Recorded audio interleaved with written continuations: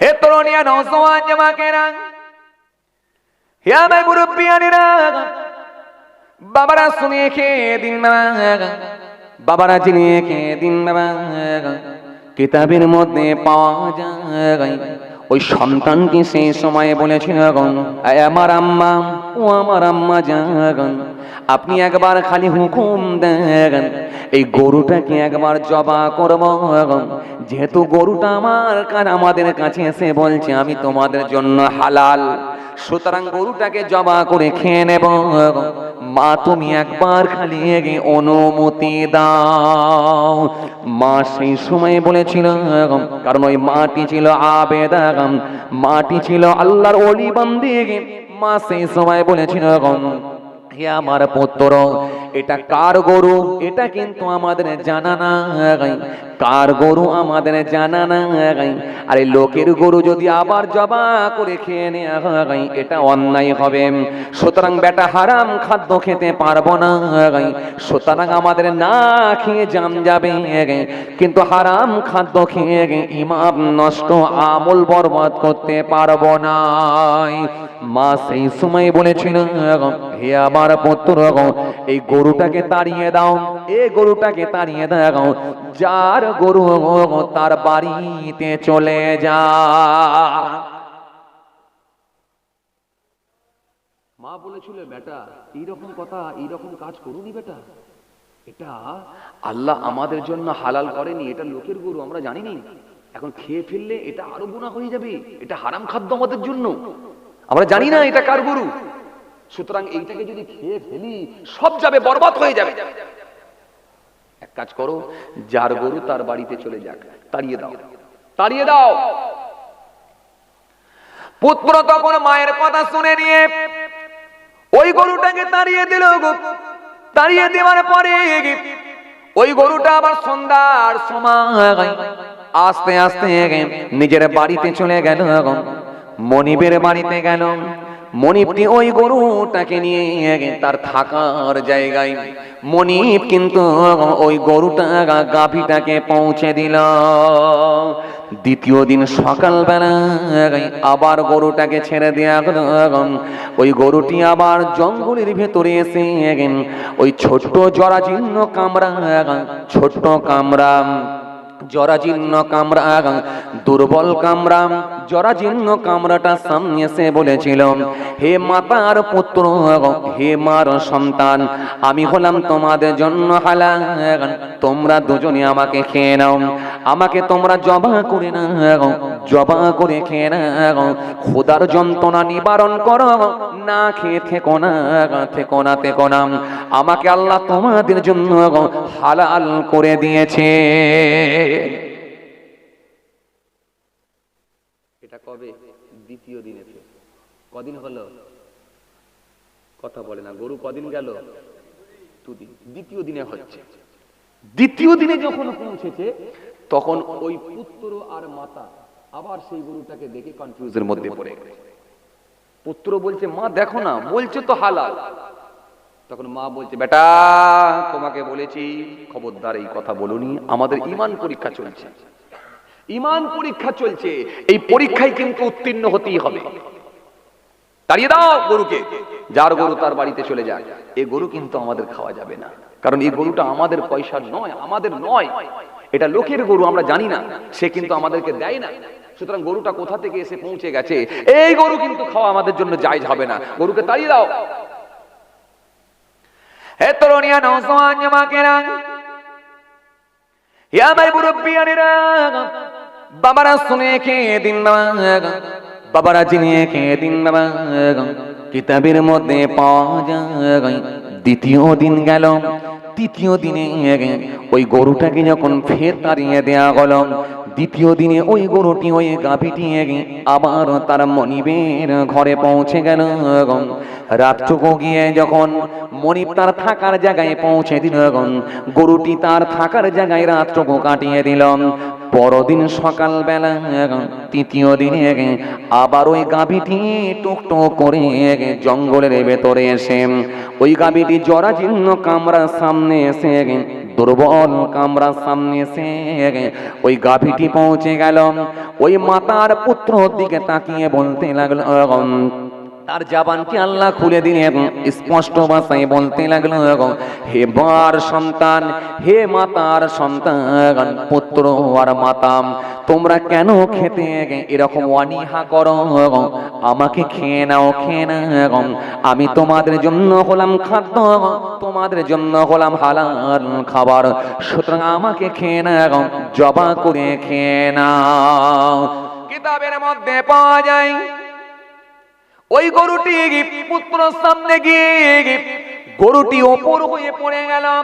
গরুটি যখন শুয়ে পড়ল, গলাটাকে ওপর দিকে তুলে দিল, তুলে দিয়ে বলল, আর তোমরা কষ্ট করো না, আজ কদিন হয়ে গেল তোমরা না খেয়ে আছো, আল্লাহ তোমাদের জন্য আমাকে হালাল খাদ্য করে পাঠিয়েছে, চিন্তা করো না, টেনশন মুক্ত হও, আর আমাকে তোমরা জবা করে খেয়ে নাও।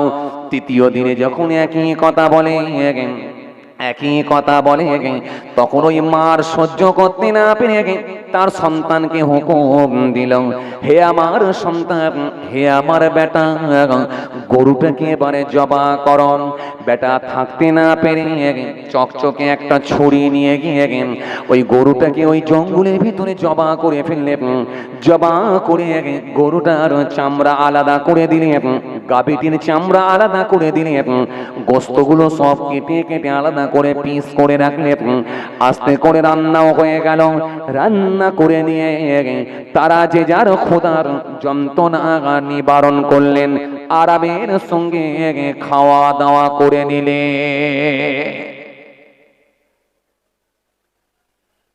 খাওয়া দাওয়া হয়ে গেল। এখন খাওয়া দাওয়া হয়ে যাওয়ার পরে প্রত্যেক দিন সন্ধ্যার সময় যেমন গরু তার মনিবের কাছে পৌঁছায়, আজকে তো গরু খাওয়া হয়ে গেছে, আজকে পৌঁছাবে? কথা বলেন, আর পৌঁছাবে? এখন মনিবের কাছে যখন পৌঁছায়নি, মনিবটি কে মনে আছে আপনাদের? কে বলেন তো?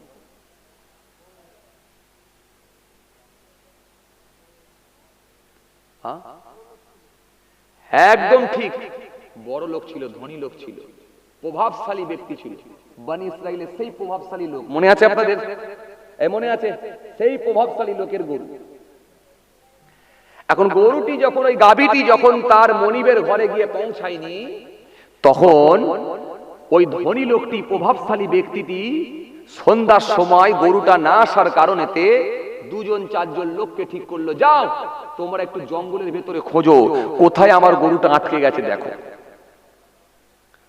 জঙ্গলের ভেতরে যখন খুঁজতে শুরু করলাম, জঙ্গলের ভেতরে খুঁজতে খুঁজতে আস্তে আস্তে দেখা যায় গোটা জঙ্গল খোঁজা হয়ে গেল।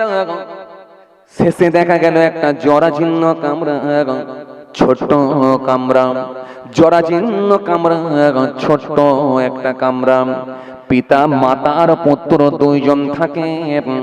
ওই দুজনের বাড়ির সামনে গিয়ে যখন পৌঁছানো, বাড়ির সামনে গিয়ে দেখলো, ও বাবাজি, ওই মার পুত্র বাড়িতে আছে, কিন্তু বাড়ির সামনে দেখা যায় ওই গরুটির চামড়া, ওই গরুটির গায়ে আবৃত করে রাখা, ঢেকে রাখা কাপড়গুলো, চাদরগুলো, ওই গরুটির হাড় হাড্ডিগুলো সব বাড়ির সামনে পড়ে আছে দেখা যায়।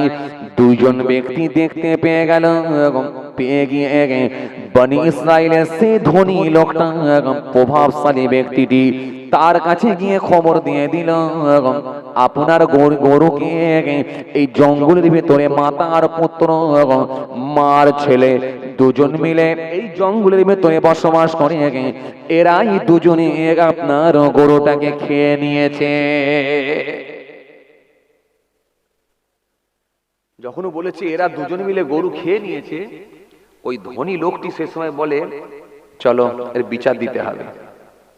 বিচার, বিচার কোথায় দেওয়া হবে? আপনারা বিচার কার কাছে দেন? কথা বলেন, আপনাদের গ্রামে বিচার হয়? কার কাছে দেন? মোড়ল,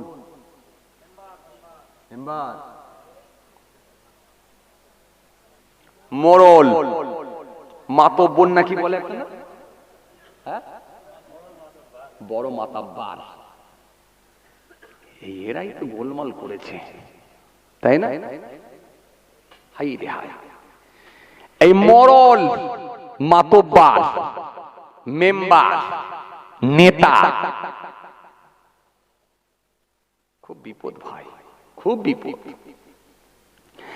এই জন্য কোরআনে কারীমের মধ্যে আল্লাহ সুন্দর করে বললেন, ইন্নাল্লাহা ইয়া'মুরুকুম আন তু'আদ্দুল আমানাতি ইলা আহলিহা ওয়া ইযা হাকামতুম বাইনান নাস আন তাহকুমু বিল আদলি ইন্নাল্লাহা নি'ম্মা ইয়া'iযুকুম বিহি ইন্নাল্লাহা কানা সামিয়াম বাসীরা।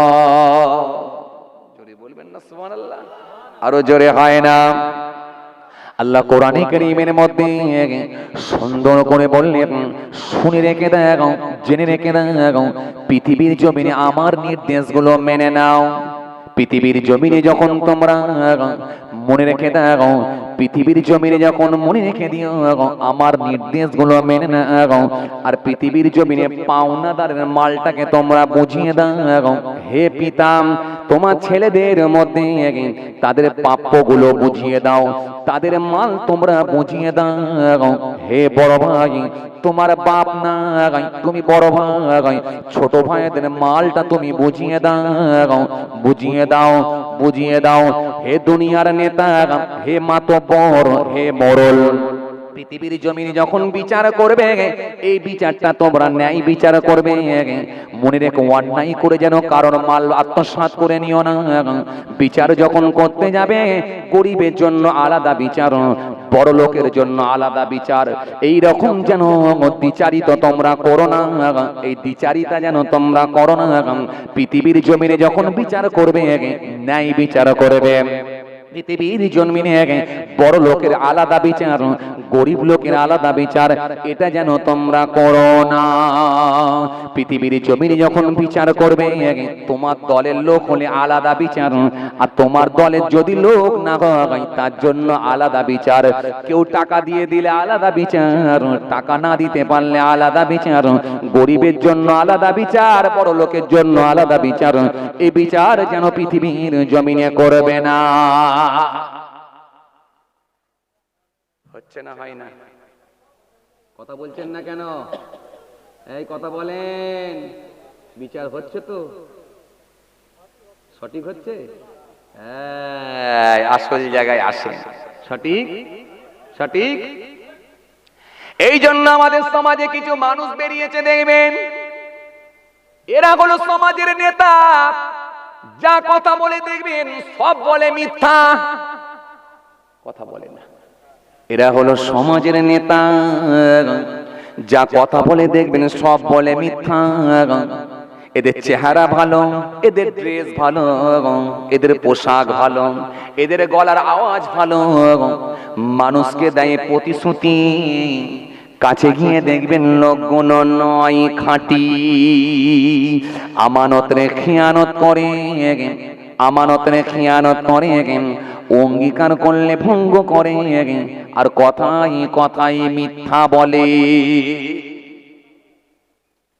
ইলেকশনের আগে যখন আপনাদের এলাকায় আসবে, ইলেকশনের আগে যখন আপনাদের এলাকায় আসবে, উঁচু মঞ্চে যখন উঠবে সেই সময় তারা বলবে, ভাই সকল তোমাদের পুকুরের পার বাঁধিয়ে দেওয়া হবে, এলাকার গরিব মানুষগুলো কাঁচা বাড়ি থাকবে না, পাকা বাড়ি দেওয়া হবে, একটা করে টিউবকল করে দেওয়া হবে, পানির ট্যাঙ্ক বসিয়ে দেওয়া হবে। ও বাবাজি, কত রকমের ওয়াদা, আর ইলেকশনে মিটে গেলে পাবেন না। বলো, পাবেন না দেখা। আগে দিয়েছিল ওয়াদা, ভোট মিটে গেলে পাবেন না দেখা। সমাজে এমন লোক আছে না নাই? জোরে বলো, আছে।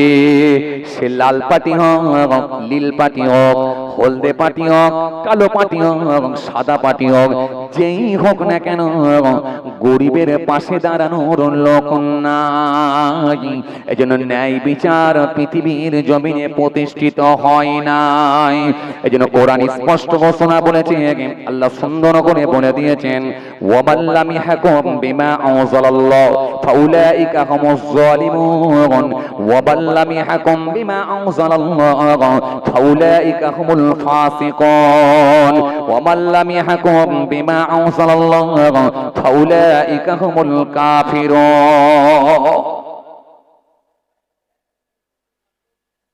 কি গো বাবাজি, কষ্ট হচ্ছে? জোরে বলো, কষ্ট হচ্ছে?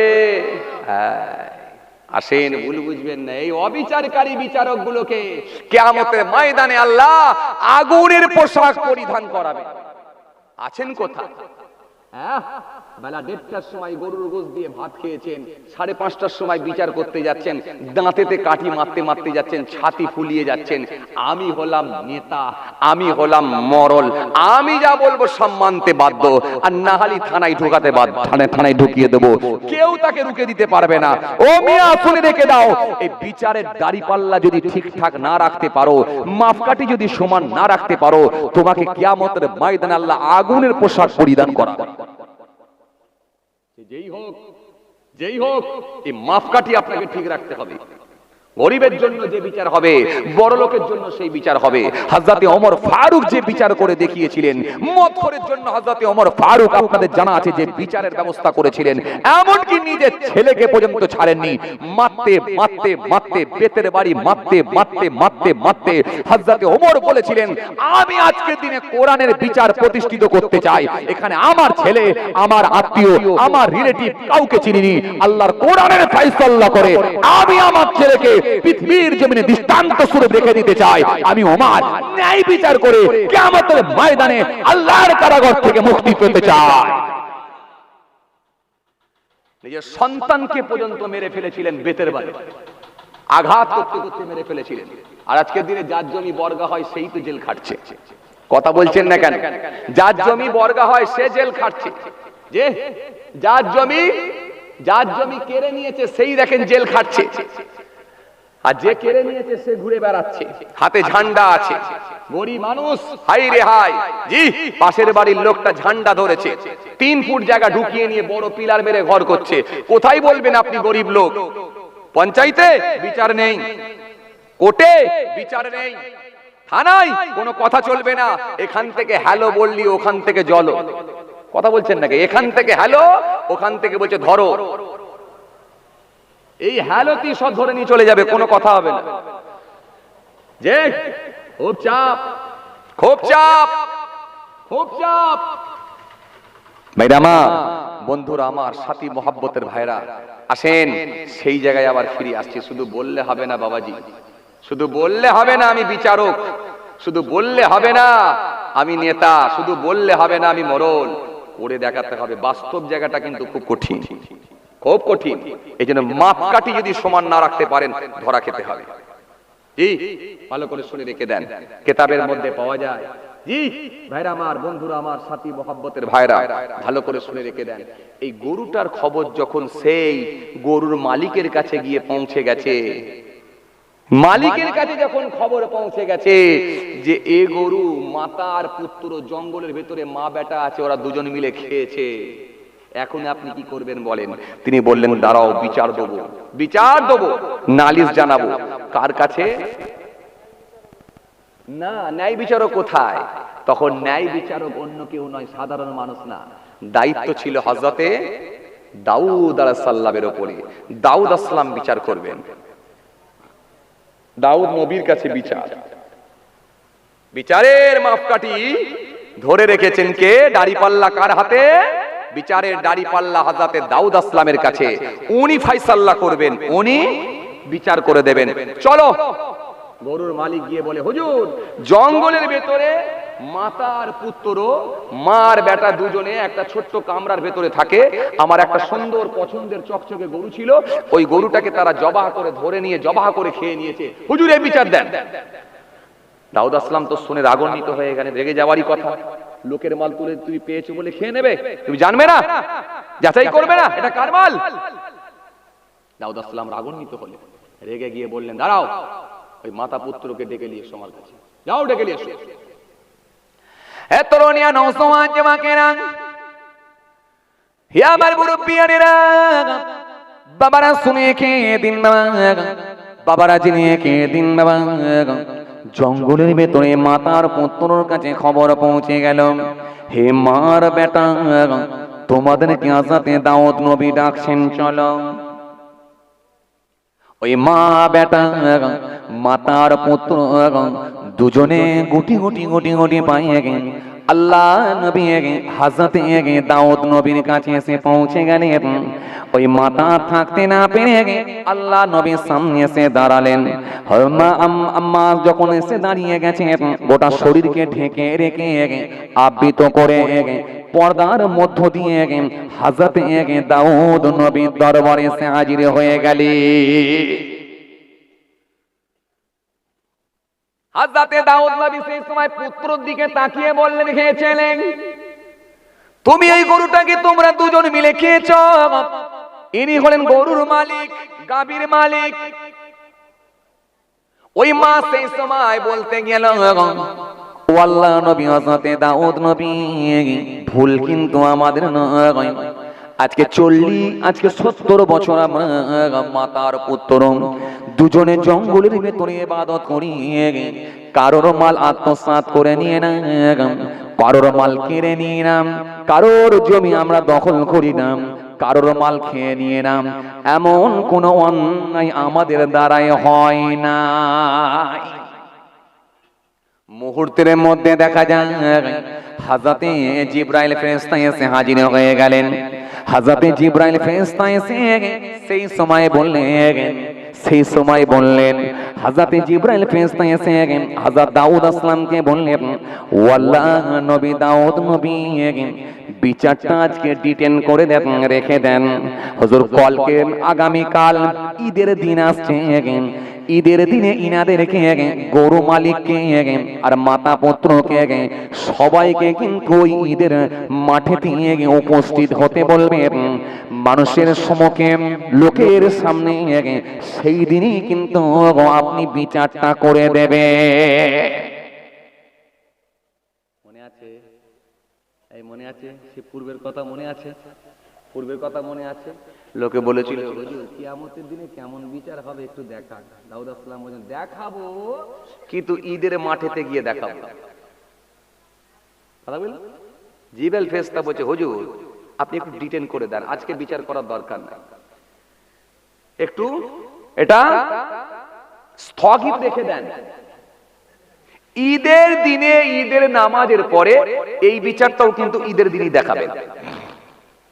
এখন যে যার বাড়ি চলে যায়, ভালো কথা। গাভী মালিকও তার বাড়িতে চলে গেল। মাতার পুত্র দুইজন মিলে তার ছোট্ট জরাজীর্ণ কামরার মধ্যে চলে গেল, জঙ্গলের ভিতরে। মনে আছে আপনাদের? এই ভুলে যাচ্ছেন নাকি? ঘুম পাইনি তো? জোরে বলেন, ঘুম পাইনি তো?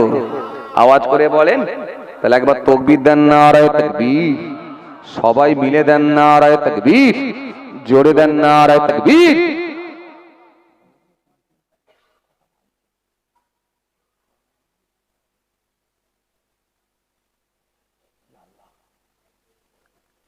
অনেক টাইম হয়ে গেছে, আমি ওয়াজ করেই যাচ্ছি।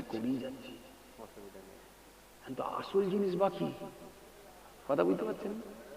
হ্যাঁ, আসল জিনিস বুঝতে পারছেন আপনারা?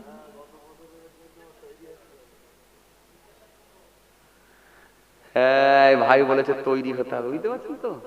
হ্যাঁ, কিছু বোঝা গেল বাবা? হ্যাঁ, এ মলম যাই দেন, কলম আছে পেছনে, ভুলে গেলে হবে নাকি? কি হবে?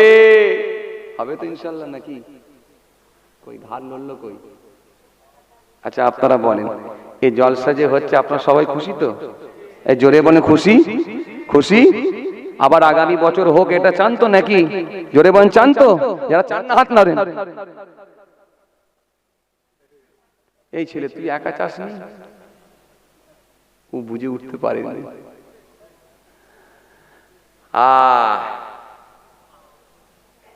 ভাইরা আমার, বন্ধুরা আমার, সাথী মহব্বতের ভাইরা, কঠিন সময়। জি বাপ, খুব কষ্ট আপনাদেরকে দেবো না, চলেন আলোচনার সমাপ্তির দিকে আগিয়ে দেবো। অনেক সময় আপনারা দিয়েছেন আলহামদুলিল্লাহ, মাশাআল্লাহ। শীতের রাতে শীতকে উপেক্ষা করে এত বয়স্ক মানুষেরাও এসে বসেছেন আলহামদুলিল্লাহ। আসেন, মনে রাখবেন পৃথিবীর জমিনে যদি সমাজের বুকে, দেশের বুকে, রাজ্যের বুকে, জেলার বুকে, জি পৃথিবীর বুকে যদি আল্লাহর আইনকে প্রতিষ্ঠিত না করতেও পারেন, অন্তত আমরা প্রত্যেকে আল্লাহর বান্দা হিসাবে আমরা প্রত্যেকে যে যার বাড়িতে অন্তত কোরআনের আইনকে, আল্লাহর আইনকে আমরা প্রতিষ্ঠিত করব ইনশাআল্লাহ। ইনশাআল্লাহ রাজি? রাজি ইনশাআল্লাহ? রাজি।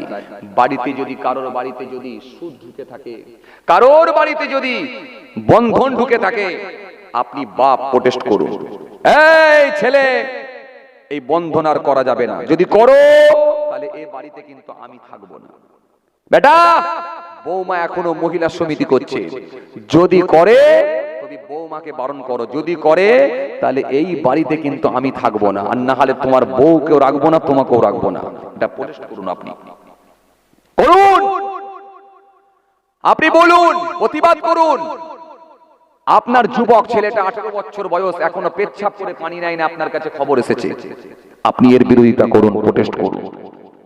বলুন, আপনার যুবতী মেয়েটা এখনো পর্যন্ত পর্দার মধ্যে থাকে না, আপনি এর প্রোটেস্ট করুন, আপনি প্রতিবাদ করুন, প্রতিবাদ করুন।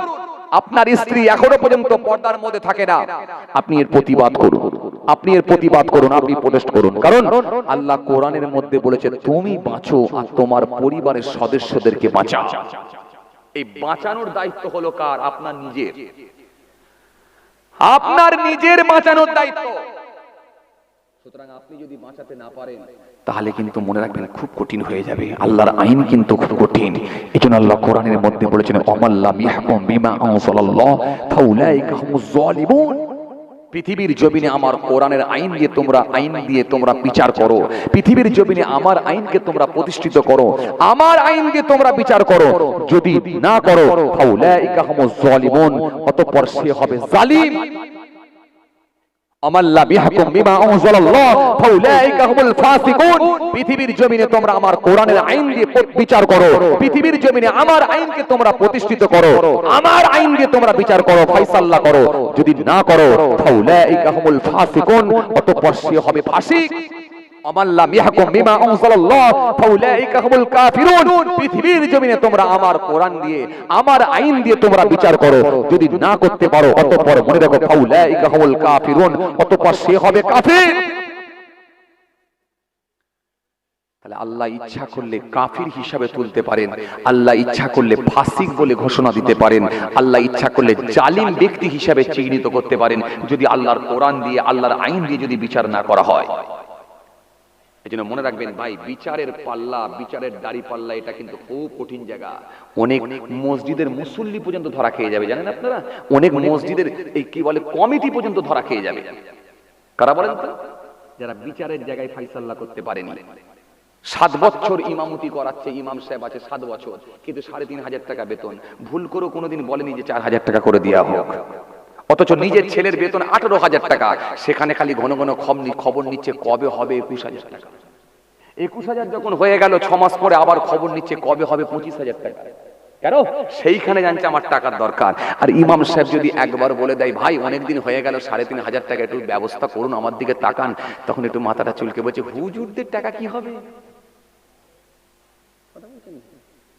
মানে হুজুর যদি বেগুন কিনতে যাই ফ্রি, হুজুর যদি পেট্রোল পাম্পে যাই ফ্রি, হুজুর যদি ওষুধ দোকানে যাই ফ্রি, হুজুর যদি কাপড়ের দোকানে যাই একটা বইয়ের শাড়ি কিনতে যাই তাও ফ্রি, হুজুর যদি মেয়ের জামা একটা কিনতে যাই তাও ফ্রি, হুজুর যদি একটা কি বলে, একটা যদি আপনার কি বলে মোটরসাইকেলের দোকানে যাই, সেখানে যদি গাড়িটা একটু কি বলে তেল ভরতে যাই সেখানেও ফ্রি, হুজুর যদি একটা কি বলে একটা ফলের দোকানে যাই কলা ফ্রি, একটা যদি মুসাবির লেবু দোকানে যদি বলে মুসাবির লেবু দাও তাও ফ্রি।